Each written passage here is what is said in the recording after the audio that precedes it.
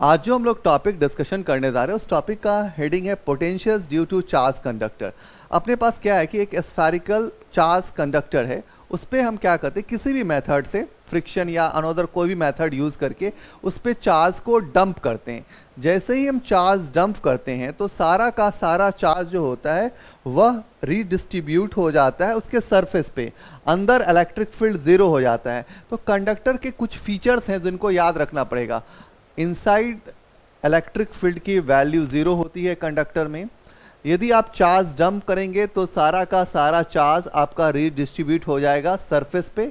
यदि आप electric field lines draw करते हैं कंडक्टर के ऊपर तो वो 90 डिग्री का एंगल बनाएगा, परपेंडिकुलर टू द सरफेस होता है। ये तीन बेसिक नेचर्स हैं जिनको आपको याद रखना पड़ेगा इलेक्ट्रिक फील्ड के व्यू से। अब सवाल होता है कि आपको पोटेंशियल्स पूछा जा रहा है कि अंदर ए और बी दो पॉइंट्स है, इस पे पोटेंशियल्स की वैल्यू क्या ज़ीरो होगी? यदि इलेक्ट्रिक फील्ड ज़ीरो है तो क्या पोटेंशियल ज़ीरो होगा या नहीं होगा? दूसरा सवाल पूछा गया कि सरफेस पे पोटेंशियल्स की क्या कंडीशंस है, ये बताइए। तो सबसे पहले हम बात करने वाले कि इनसाइड द कंडक्टर क्या होने वाला है पोटेंशियल्स का वैल्यू, मतलब पोटेंशियल का थोड़ा हालचाल लेते हैं। अंदर इलेक्ट्रिक फील्ड ज़ीरो है तो बहुत लोगों को लगता होगा कि इलेक्ट्रिक फील्ड ज़ीरो तो पोटेंशियल जीरो, आंसर मार करके निकल जाए। थोड़ा सा यहाँ पे सोचिए।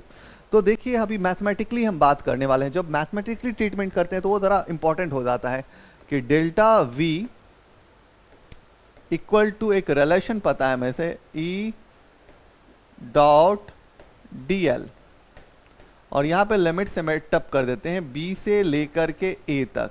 यदि inside the conductor electric field की वैल्यू बालक ज़ीरो हो रही है तो डेल्टा वी किसके बराबर हो जाएगा? ज़ीरो। अब ये जो है ये पोटेंशियल डिफरेंस है, तो डेल्टा वी को हम क्या लिख सकते हैं? V V minus V A equal to क्या लिख सकते हैं? ज़ीरो। तो वी वी इक्वल टू क्या हो जाएगा? V A. इसका मतलब हम ये कहना चाह रहे हैं कि अंदर जितना पोटेंशियल ए पे सेटअप होगा उतना ही पोटेंशियल बी पे सेटअप होगा। मतलब इनसाइड की बात करो तो इनसाइड जो पोटेंशियल होगा वो क्या हो जाएगा? सेम पोटेंशियल हो जाएगा। इतना तो क्लियर हो गया होगा, ठीक है मैथमेटिकली। अब देखो हम बोल रहे हैं कि यदि हम चार्ज को उसके ऊपर डंप करते हैं तो चार्ज का रीडिस्ट्रीब्यूशन होता है, बट इनसाइड यदि इलेक्ट्रिक फील्ड की वैल्यू ज़ीरो है, अंदर यदि इलेक्ट्रिक फील्ड ज़ीरो है तो ये कंडीशन हो जाता है इलेक्ट्रोस्टैटिक इक्विलिब्रियम का। उस कंडीशन पे क्या होता है? पोटेंशियल्स आपका सेम हो जाना चाहिए। यदि पोटेंशियल डिफरेंट है तो चार्ज जो होगा वो मूव करता रहेगा, बट यदि पोटेंशियल सेम हो जाएगा तो चार्ज का मूवमेंट ज़ीरो हो जाएगा। मतलब इनसाइड यदि इलेक्ट्रिक फील्ड ज़ीरो हो गया तो इसका मतलब ये इलेक्ट्रोस्टैटिक इक्विलिब्रियम के कंडीशंस में आप बात कर सकते हैं। चलिए अब हम बात करने वाले हैं थोड़ा कि all points on the surface of a conductor.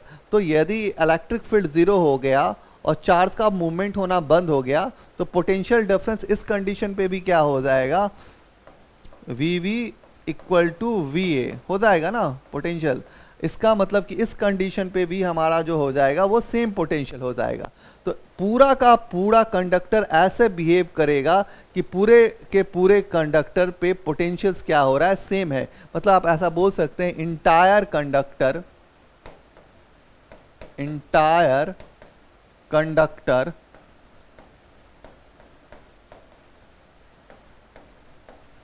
Same potential. आप बोल सकते हैं कि इंटायर कंडक्टर पे जो पोटेंशियल्स होगा वह क्या हो जाएगा? सेम हो जाएगा। एक और चीज़ हम बात करते हैं, ज़रा समझे ज़रा मैथमेटिकली, कि यहाँ पे मान लीजिए कि हम 90 डिग्री का एंगल सोचते हैं, ठीक है, और थोड़ा और मैथमेटिकली इंटर मारते हैं। तो जैसे ही इंटर मारते हैं तो देखिए क्या हम बात कर सकते हैं। हम बात करेंगे डेल्टा वी इक्वल टू, हम रिलेशन जानते हैं sir, E dot D L जानते हैं भाई।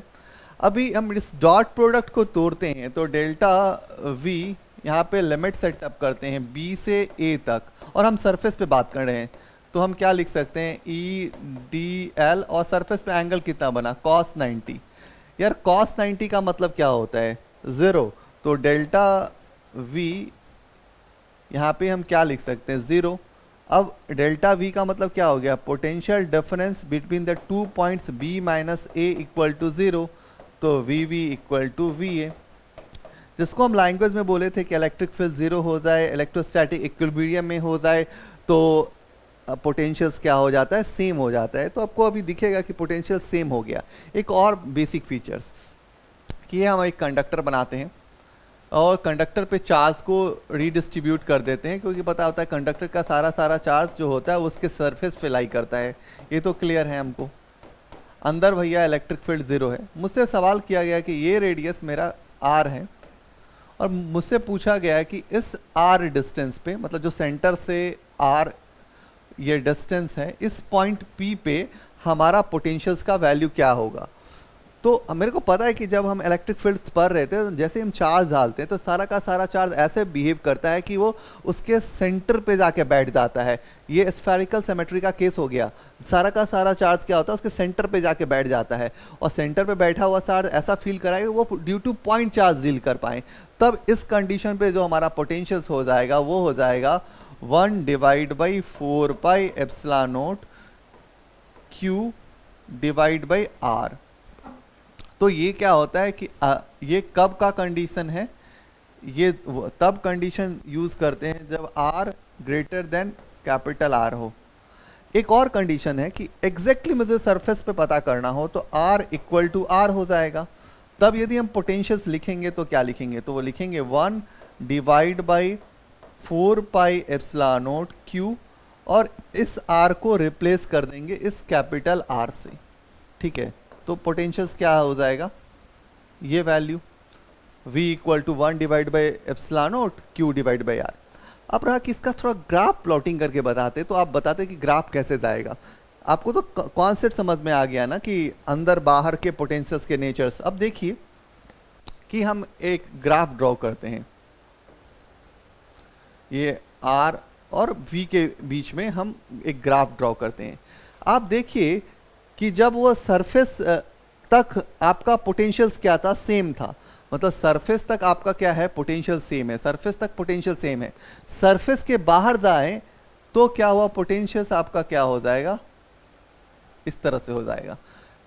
ये जो यहाँ कब तक ये है, ये एग्जैक्टली सरफेस तक आपका पोटेंशियल सेम है। उसके बाद जो पोटेंशियल्स है वो क्या कर रहा है, वैरी कर रहा है, और वो वैरी कर रहा है तो V जो है वह प्रोपोर्शनल टू क्या है, 1/r है। ये V और R के बीच में हम एक ग्राफ प्लॉट कर रहे हैं। अभी हम एक और ग्राफ प्लॉट कर रहे हैं।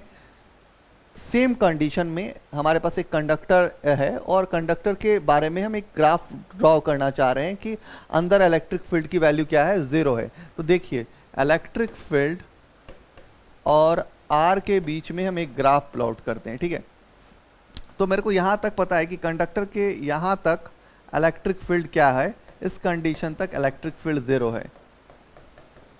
फिर जैसे जैसे हमारा डिस्टेंस बढ़ता जाएगा तो इलेक्ट्रिक फील्ड जो होगा वह हो जाएगा इनवर्सली प्रोपोर्शनल टू 1/r²। ठीक है ना। तो दो ग्राफ, दो नेचर्स, यहाँ पे सरफेस तक, एग्जैक्टली सरफेस तक आपका जो पोटेंशियल्स है वह क्या है, सेम है। सरफेस से जैसे जैसे दूर होइएगा आपका पोटेंशियल्स क्या होगा, डिक्रीज होना लगेगा। एक और चीज़ हम जब पढ़ा रहे थे तो दो ही चीज़ जो मेरा मेन फीचर था वो बताना। आप कंडक्टर लीजिए, उस पर चार्ज जंप कीजिए, अंदर इलेक्ट्रिक फील्ड को 0 कीजिए, पता करना होगा इलेक्ट्रिक फील्ड 0 है तो पोटेंशियल्स क्या होने वाला है इनसाइड द कंडक्टर, तो सेम होने वाला है। पहला आंसर क्लियर हो गया। दूसरा कि सरफेस पे क्या होने वाला है सर, क्योंकि सर इलेक्ट्रिक फील्ड 0 है, इलेक्ट्रोस्टैटिक इक्विलिब्रियम में है, तो सरफेस पे भी जो पोटेंशियल्स होगा वो सेम होगा। तो कोई पूछे कि क्या है पोटेंशियल्स नॉन जीरो वैल्यू है या 0 वैल्यू है, तो हमेशा बताइएगा पोटेंशियल जो होता है कंडक्टर के अंदर और सरफेस पे नॉन जीरो वैल्यू होता है। तो आज के लिए थैंक यू।